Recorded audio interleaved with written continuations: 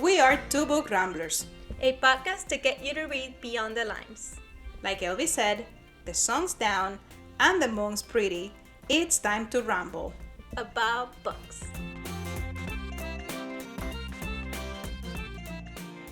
Today in Two Book Ramblers, there are always two sides to a story.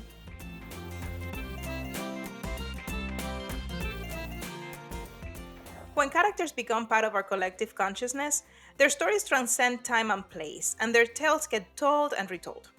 It is also often that these stories are reimagined and recounted from the point of view of another character, sometimes the villain or one of the minor characters in the story. This makes for some entertaining and creative books. And we have compiled a list of books for those of you who would like to hear what happened once upon a time from another perspective.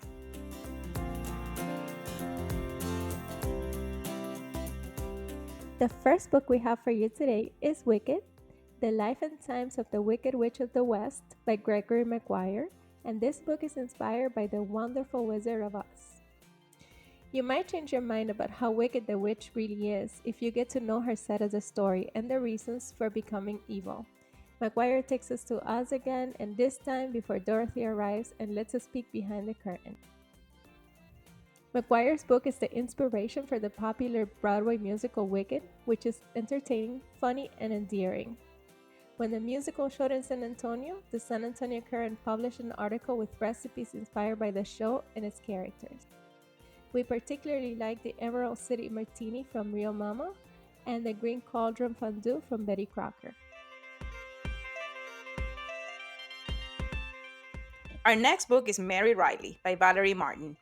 And this book is inspired by The Strange Case of Dr. Jekyll and Mr. Hyde by Robert Louis Stevenson. The final scene of Dr. Jekyll and Mr. Hyde mentions an obscure maid observing from the shadows, and Valerie Martin has used this maid, Mary Reilly, to give us her account of the story. And as the book progresses, Mary becomes more and more involved in Dr. Jekyll's tortured life, and her recount makes the story even spookier than the original. There is a movie adaptation for the book from 1996 starring quite the cast, Julia Roberts, John Malkovich, and Glenn Close, and you can watch the trailer in our page.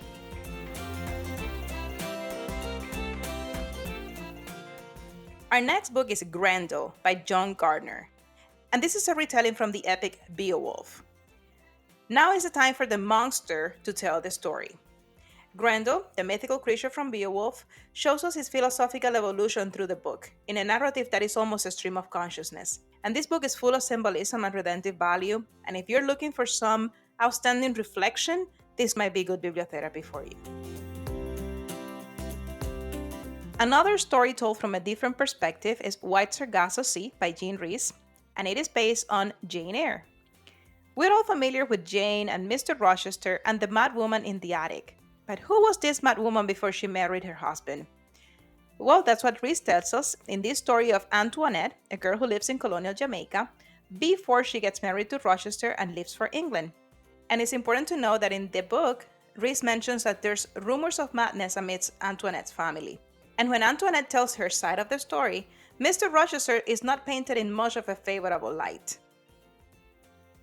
For lovers of this book, Two Crows Quilt Shop has created a portrait of Jean Rhys made with the text from White Sargasso Sea, and we have a link for it in our page.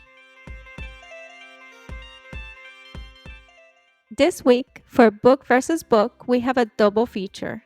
The first two contestants are titles written from the point of view of two women who loved Odysseus. And the book I picked is Circe by Madeline Miller. And this is, of course, based on the Odyssey.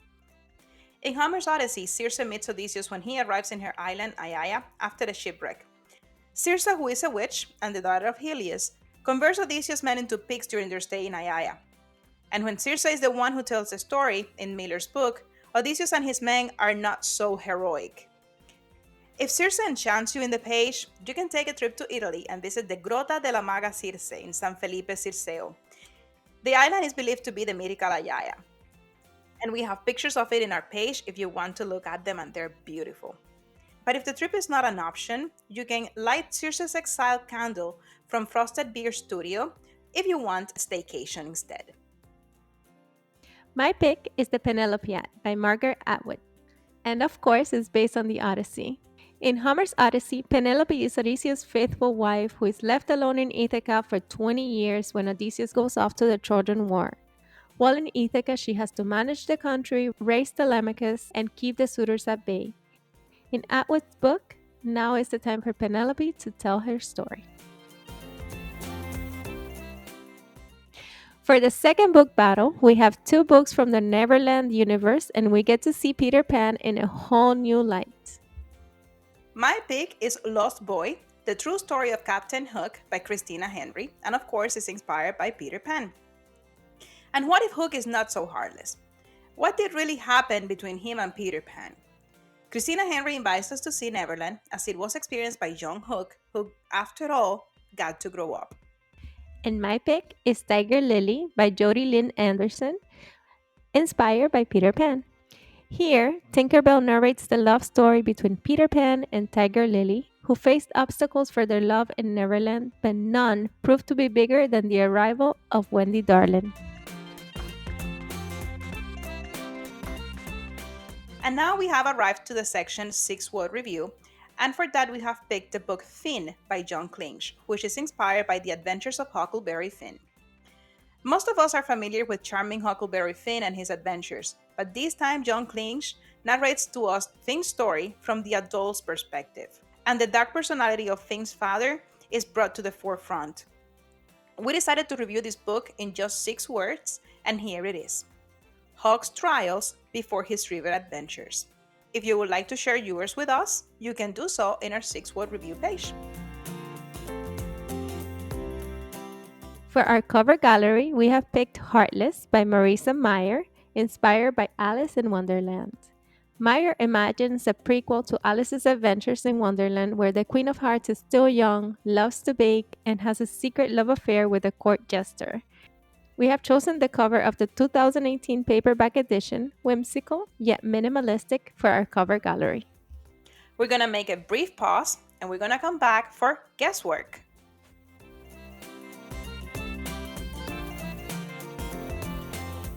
And now is the time for our section Guesswork. Let's start by revealing the answer to last week's episode, which was The Hunt for Red October by Tom Clancy. This week, in keeping with the theme, we selected a fairy tale told from the perspective of the villain. Its first line goes, Suppers at the royal court have become entirely too oppressive. And here's an excerpt from page 69. My life would have turned out very differently had I not found Emond still sitting in the great hall that evening. The red sun lay low on the horizon, lighting the room with fiery glow.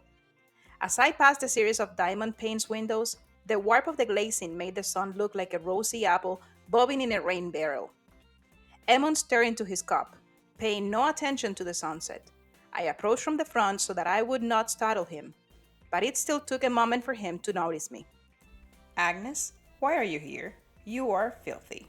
If you think you know it, you can let us know at twobookramblers.com.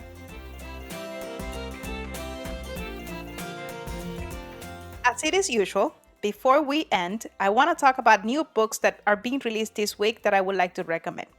The first one is Before the Coffee Gets Cold by Toshikazu Kawaguchi. And in this story, there is a cafe in Tokyo that serves customers a coffee brew with a side of time traveling, or more specifically, a side of going back in time. But there is a catch. Customers who choose to go back in time must come back to the present before the coffee gets cold, hence the title. And this is how we meet 4 patrons of the cafe, all of them wanting to reconnect with someone from their past, even if it is for a few minutes. Also being released this week is Dolly Parton Songteller, My Life in Lyrics by Dolly Parton and Robert Orman. This is a very well-deserved celebration of the country music legend Dolly Parton. Dolly let us peek at the story behind the lyrics of 175 of her songs, including the popular Jolene and 9 to 5. And Dolly has even included in the book some of her personal photographs that have never been published before. This book can make a perfect holiday gift for fans of Dolly, which, let's be honest, is everyone, or for anyone who likes music, really.